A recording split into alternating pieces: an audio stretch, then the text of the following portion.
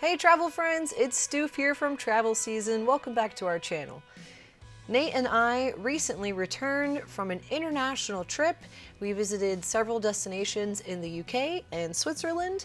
It was our first real vacation in quite a while, and I'm calling it a real vacation because neither of us brought our work with us on this trip.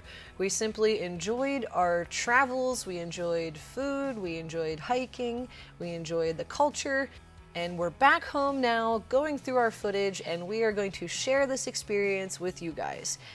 Whether you are planning your own international trip to either UK or Switzerland, or if you're just interested in seeing what our travel adventures were like, stay tuned because that's coming up next. But while I have you here, make sure you hit the subscribe button so you don't miss out on any of our other travel adventures. Here is the trip itinerary I put together.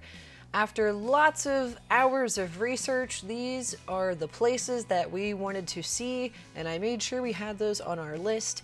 We visited all of these destinations taking public transportation, which meant trains, buses, and airplanes. In the UK, we spent most of our time in London with day trips to Henley-on-Thames and 2 days in Dover. In Switzerland, we flew into Zurich, spent several days in Lauterbrunnen, several days at Lake Uschidensee, and several days in Zermatt. We also spent several hours at the town of Thun before taking the train back up to Zurich and beginning our trip back home. Our travel adventure began with our drive from Pittsburgh up to Toronto, Canada, where we flew from the Toronto airport to London Gatwick Airport. You may be asking, why did you drive 5 hours to fly to London when you could drive 30 minutes to the Pittsburgh airport to fly to London? Traveling from Toronto was less than half the cost of traveling from Pittsburgh. Therefore, even with the gas cost of driving up there and the parking fee for parking at the airport parking lot, it was still much less expensive to leave from the Toronto airport, so that is what we did. Once we made it into London Gatwick, we walked over to the train station and we got on the train and went up into London. If you are traveling by train in London, you can purchase your train ticket at the little ticket kiosks before the entry gates into the train area. You also could get an Oyster card like I did. You also could use your own credit card or Apple Pay on your device to pay for your ticket as you're entering through those gates.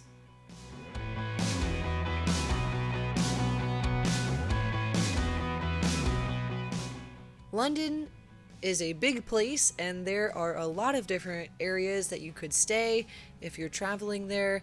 A close family member recommended that we stay in the Kensington area, and that is where we booked our Airbnb. We made it to our Airbnb where we stayed for the week. It was a cozy little Airbnb, like an apartment style. The kitchen had all of the amenities we needed. I just love how European apartments and homes use the space so well, and the design of that kitchen was so cute, but everything you needed was there. Something I was not familiar with, because this was my first time visiting the UK, were the outlets on the walls. So I did purchase an adapter for UK before we went over, so that was all good. However, the outlets also have a light switch next to them, and the light switch will make the outlet function or be turned off, basically. That was something new to me. Once we got checked into our Airbnb, we took a walk through the Kensington Gardens area. London has some really beautiful, very peaceful parks.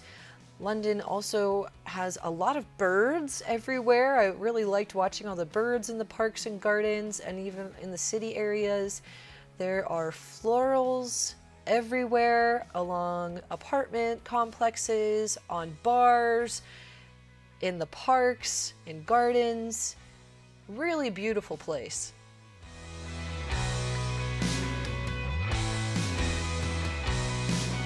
We're in, how do you say, Gloucester?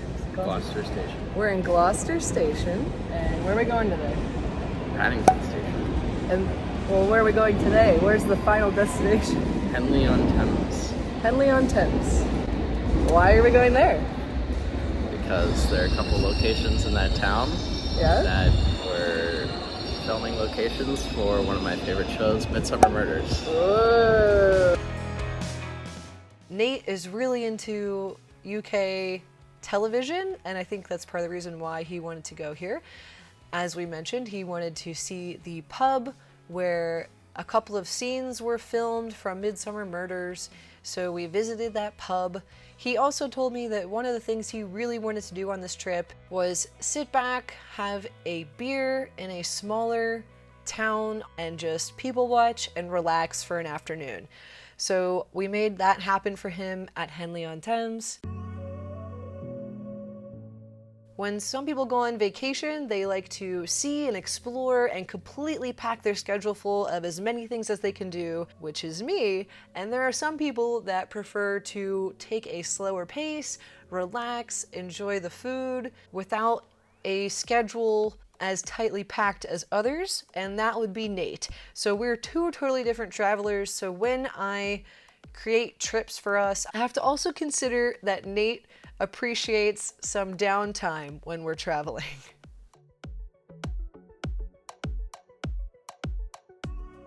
The following day, we visited a lot of tourist attractions in London, including Buckingham Palace,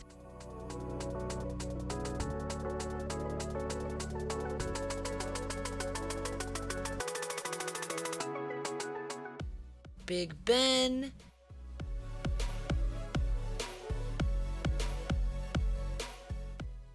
the Churchill War Rooms, which acted as a secret underground meeting place for the War Cabinet during the air raids of the Second World War. The Churchill War Rooms were not only interesting to learn about the perspective from Britain during the Second World War, but you also learned a lot about Churchill's personality and his hobbies and interests and his personal life. I did not know that Churchill was actually a painter. He had a really beautiful quote about painting where he wrote, "Whatever the worries of the hour or the threats of the future, once the picture has begun to flow along, they pass out into the shadows and darkness." I'm a painter as well, and I can strongly relate to those words. We also visited London Bridge, Tower Bridge, and shopped around and got some food at the Borough Market.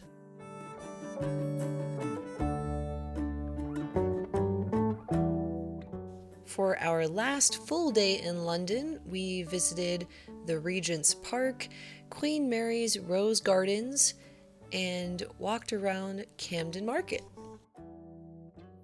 The rose gardens were stunning. There were so many different types of roses and other beautiful, colorful flowers. It was a really peaceful place to walk around.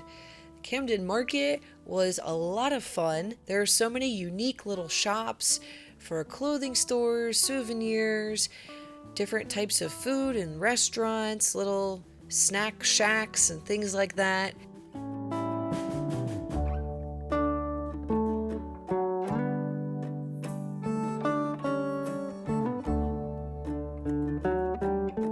Morning! We are heading out of London and taking the train to Dover today to see the White Cliffs. And a castle. And a castle! It was about a 2-hour train ride down to the town of Dover, where we grabbed some delicious pub food. Explain the weather right now. Perfect. This is what I wanted. It's not too hot, overcast. Light drizzle. It could go without that, but And then hopped on a boat for a boat tour of the White Cliffs. One of the best ways to see the White Cliffs of Dover is from the sea.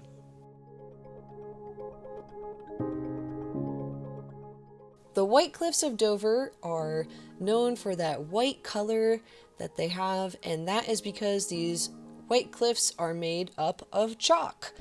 How did this chalk form? About 70 million years ago, when this area was in a shallow sea environment, there were tiny little bits of algae that floated at the surface of the water, and when the algae decomposed, the skeletons, which were called coccoliths, would sink down to the bottom, forming this muddy sediment. Over a long period of time, these sediments kept depositing on top of each other and building up this thick mud. You can see the different depositional layers of the rock. So like here we've got a bunch of larger. Over time, as the seafloor levels rose, the piles of chalk are now exposed at the surface as these white cliffs of Dover. As you are walking along the cliffs, you can see the flat deposits of other sediments in the rock, including large black fragments of chert, and they all just deposit in these nice flat lines. It's pretty cool to see in person. After our boat tour, we hiked on the White Cliffs of Dover. Our boat tour guide mentioned a cliffside hike down to a beach where you can check out an old shipwreck where there's not really much left of the ship anymore, and it's only visible at low tide. And we were lucky enough to hike down there at low tide. We could check out the tide pools in the water that had formed in this old rusty ship that is basically nothing. It was a pretty cool walk to get into this beach area. So it's switchbacks down a narrow path along the cliffside, and then you have to go through a tunnel that someone dug out through the chalk.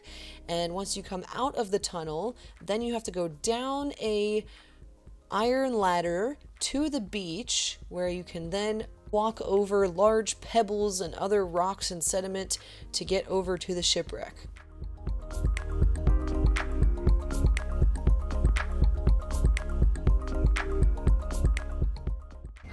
Good morning, guys. Morning. We're in Dover in United Kingdom, and we are touring the Dover Castle today. You can see some of it right back there. The construction of Dover Castle began in the 1100s by King Henry II. There was an inner bailey initially built, and then an outer bailey built after that, which was defended by a wall and towers. And it was really cool to see this castle in person. They reconstructed a lot of the rooms with bedding, fabrics, displays of food, flags, and different aesthetic things to make you feel like you're in the castle in the time period. They even had some actors there reenacting a scene as if someone had taken the king's crown. It was very entertaining to watch. In addition to the medieval castle, there also are the Dover tunnels on the Dover grounds, and these tunnels initially started being dug out in the 1700s, late 1700s, when Britain faced possibility of an invasion by the French army. Since then, these Dover tunnels were used for other various wars throughout history. They stored gunpowder and rockets here. The Dover tunnels are mostly recognized for Operation Dynamo, which was where they planned the rescue of the British Army from Dunkirk in the Second World War. There's a tour guide that can take you through as a group through the Dover tunnels, and they have some really interesting and educational displays as you are going through those tunnels.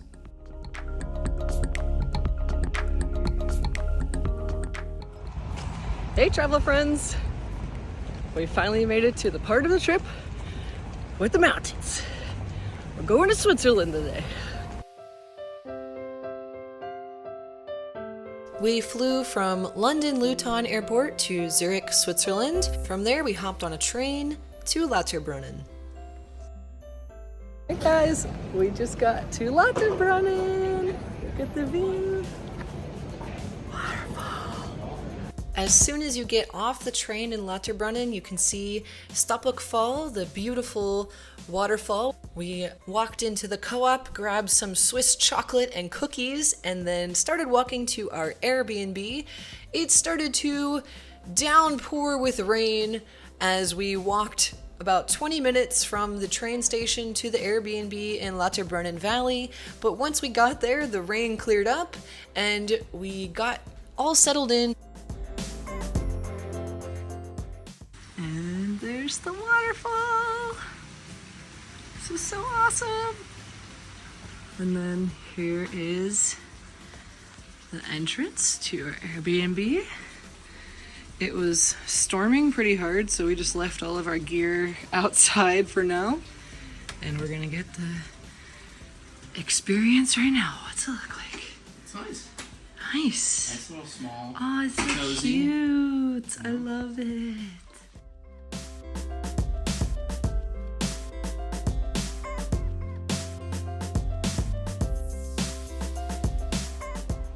After we got settled in, we cooked ourselves a nice little pasta dinner and had our dinner out on the patio while watching the waterfall.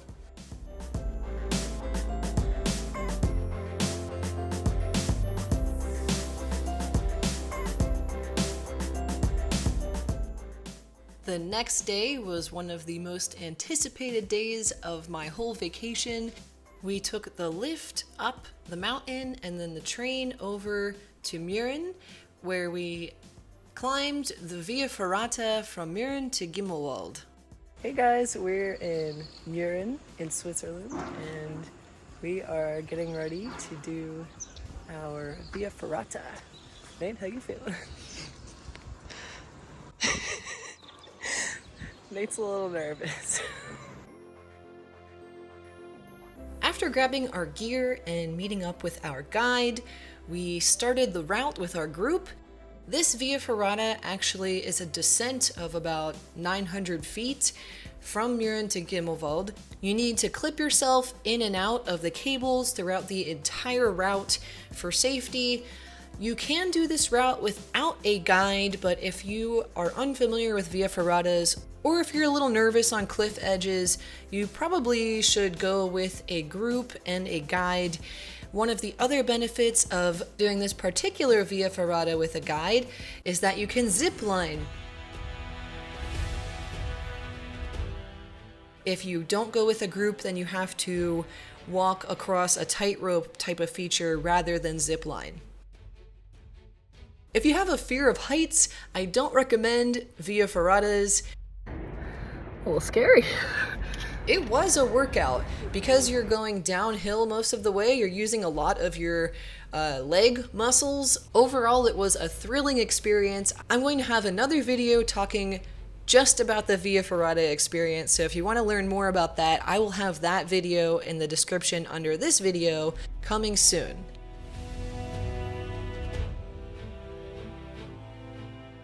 We did the Via Ferrata and we survived. We survived. It wasn't that bad. Now we're gonna look at this beer garden.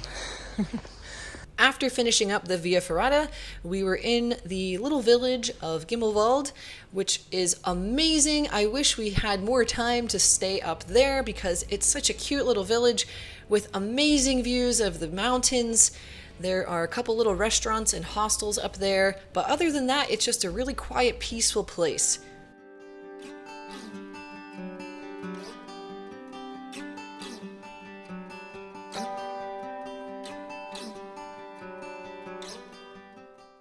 On our way back home, we took the lift down back into the valley. All right, so we did the Via Ferrata. We got a couple beers in the beer garden, and we got some pizza at a hostel, and more beer. And now we took the lift down. Oh, there's. So, I want to see him land. Look at that.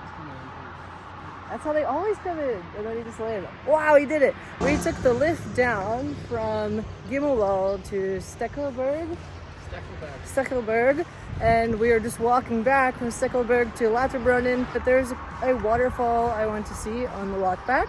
And then hiked back home. On the way back, we stopped at Trommelbach Fall, which is a very unique waterfall because this waterfall is happening inside the rock.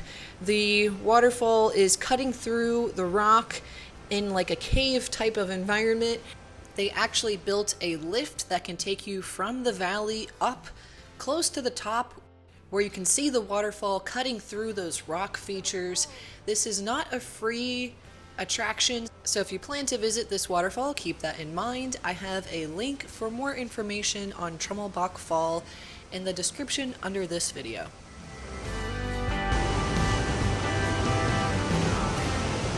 There also is a short hike that can take you partway up and behind Stoppuck Fall, closer into Lauterbrunnen. So we did that hike on our last day in the town.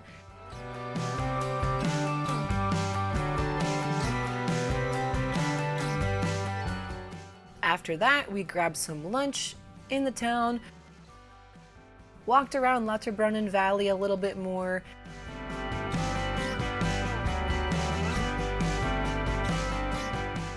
Next, we hopped on a train for our next destination. So we got off the train in Kandersteg and we're walking. It's about a 15-minute walk to the lift that will take us up to Schönensee. And here is the lift.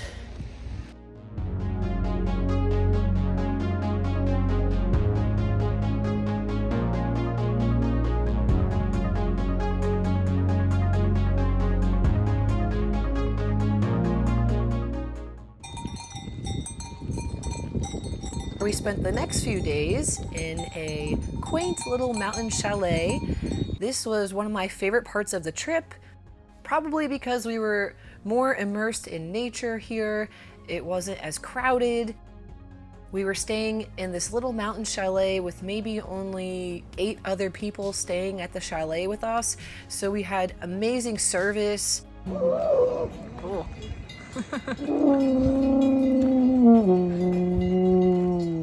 The staff at the hotel would greet us by name every time we came back from a walk. They would ask us what we would like for dinner, where chefs would prepare our meals for us. In the morning, they had breakfast items out for us. They made us fried eggs, little coffees. The service was top-notch at this spot.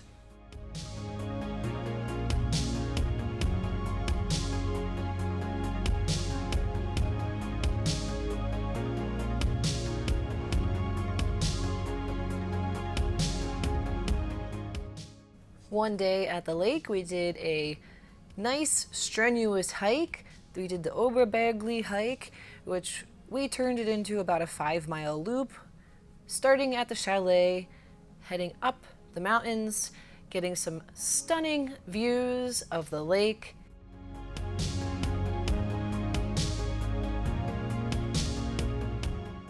Mountains surrounding the lake were in the clouds for the start of the hike, and then as we were up there at the viewpoint, the clouds started to clear and the sunlight started to touch the lake, and the color change was incredible.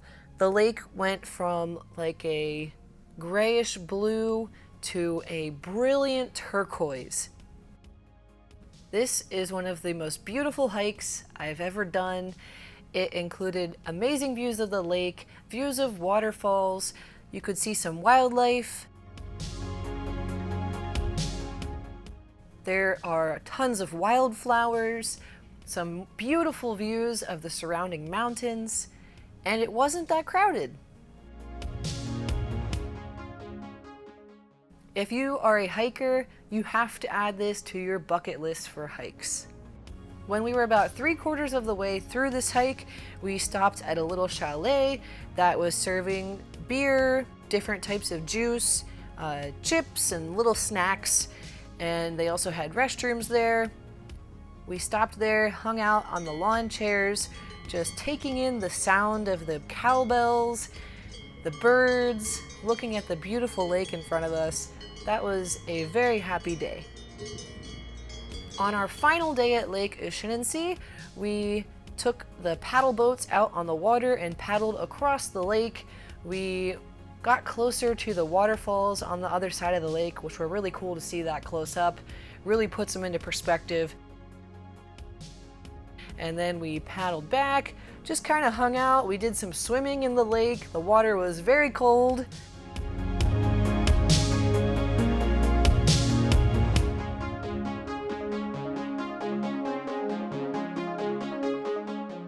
When our time at Lake SzN was up, we headed back down the lift into Kandersteg, where we took a train to Zermatt.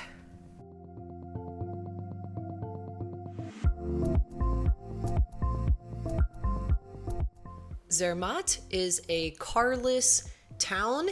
It's not a vehicle-less town, though. They do have these little electric shuttles that are running all over the place constantly. We checked into our hotel where we stayed for a few nights in Zermatt.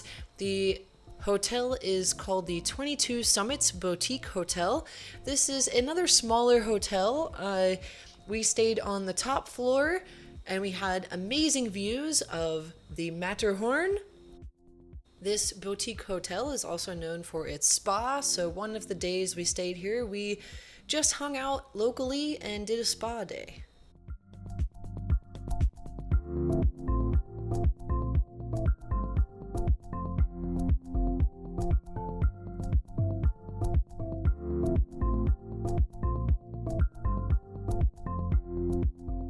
Zermatt is an expensive place. This was the most expensive town in Switzerland that we visited. Food costs in Zermatt were much higher than anywhere else that we visited while on this trip.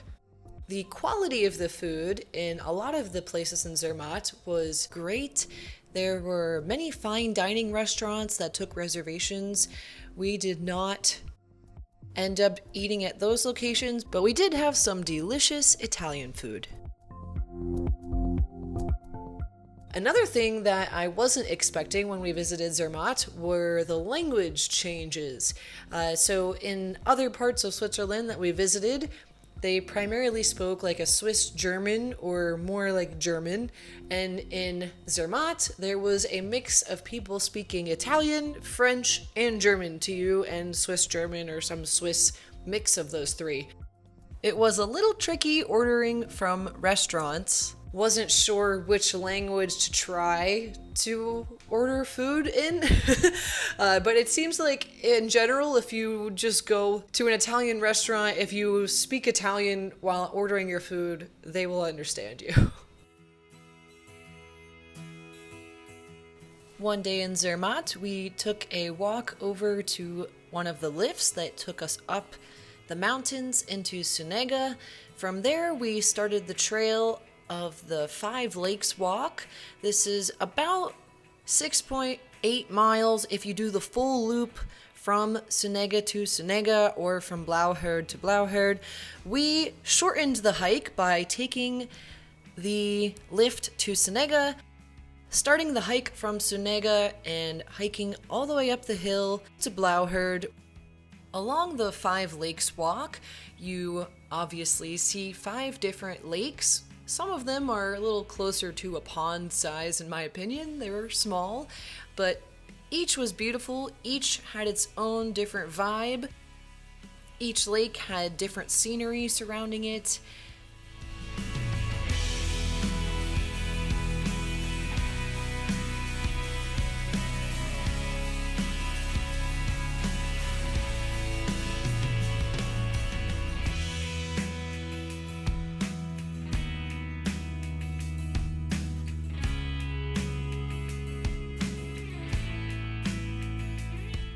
The most popular lake along the Five Lakes hike is Stellasea. That's the largest of the lakes, and under calm conditions, you get an awesome view and reflection on the lake of the Matterhorn.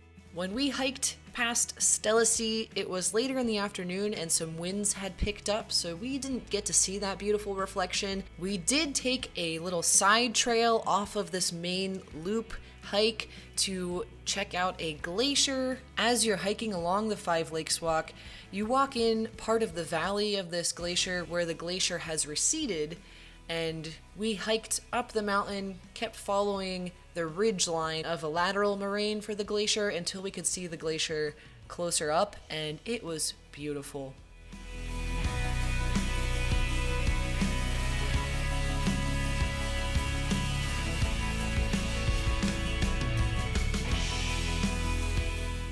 We completed our hiking route at Blauherd, where we rented mountain tricycles that did not have a gas or pedals. They only had brakes, and that was because you take them downhill the entire route from Blauherd to Sunega. We rode our tricycles down the mountain, and that was an absolute blast.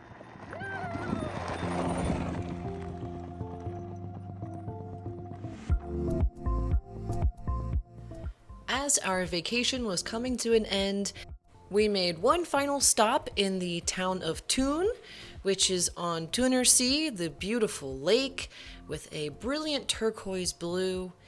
We stopped at the Oberhofen Castle, where we walked around for a self-guided tour of the castle grounds.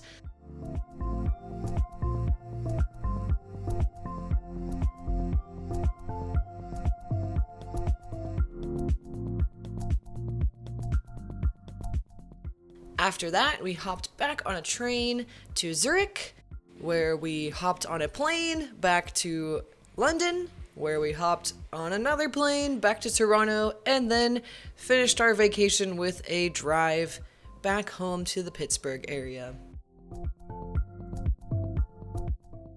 This was an unforgettable trip. We both enjoyed so many different aspects of the trip, and we look forward to our next adventure. Thanks for watching this video. I hope you enjoyed. Make sure you hit the subscribe button if you haven't done so already. We have more videos related to this full trip coming out soon. Have a great day and happy travels. Bye-bye.